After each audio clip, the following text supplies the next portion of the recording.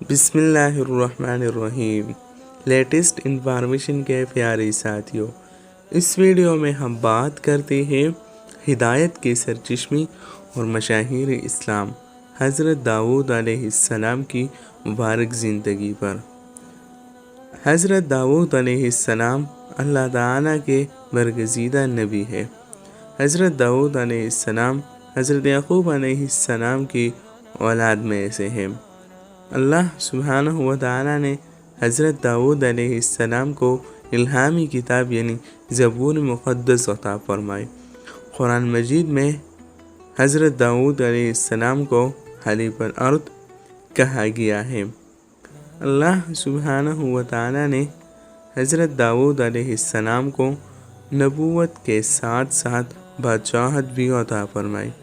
آپ علیہ السلام نہایت معاملہ فہمی اور عدل و انصاف سے کام لیتے تھے۔ حضرت داؤد علیہ السلام کثرت عبادت اور نیکی کے کاموں میں اپنی مثال آپ تھے۔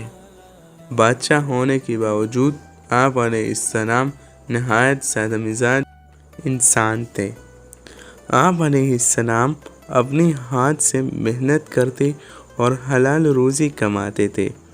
نبی اکرم صلی اللہ علیہ وسلم نے فرمایا، کسی انسان کا بہترین رزق اس کے اپنی ہاتھ کی محنت سے کمایا ہوا رزق ہے، اور بلا شبہ اللہ سبحانہ و تعالیٰ کے نبی داؤد علیہ السلام اپنے ہاتھ کی محنت سے روزی کماتے تھے۔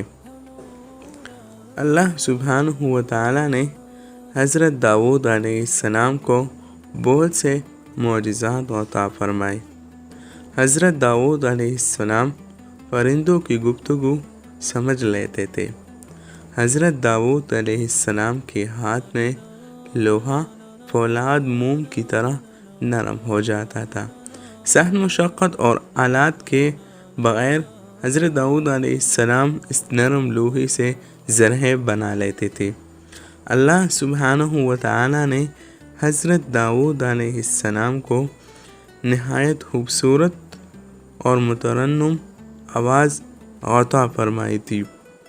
جب داؤد علیہ السلام زبور مقدس کی تلاوت کرتے یا اللہ سبحانہ و تعالیٰ کی حمد و تسبیح بیان فرماتے تو انسان، پرندے اور پہاڑ بھی آپ علیہ السلام کے ساتھ حمد و ثنا میں شریک ہو جاتے۔ حضرت داؤد علیہ السلام نے 70 سال حکومت کی۔ حضرت داؤد علیہ السلام نے 100 سال عمر پائی۔ حضرت داؤد علیہ السلام کی زندگی سے ہمیں سبق ملتا ہے کہ رزق حلال کمانے کے لیے کوئی جائز پیشہ اختیار کرنا انبیاء کرام علیہم السلام و صالحین کا مقدس طریقہ ہے۔ محنت، صبر، انصاف اور توکل علی اللہ اپنا کر انسان دنیا اور آخرت میں کامیابی حاصل کرتا ہے۔ اس طرح کی ویڈیو دیکھنے کے لیے ہمارے چینل لیٹسٹ انفارمیشن کو سبسکرائب کریں اور اپنا قیمتی رائے کمنٹ میں ضرور دیجیے۔ ملتے ہیں اگلی ویڈیو میں۔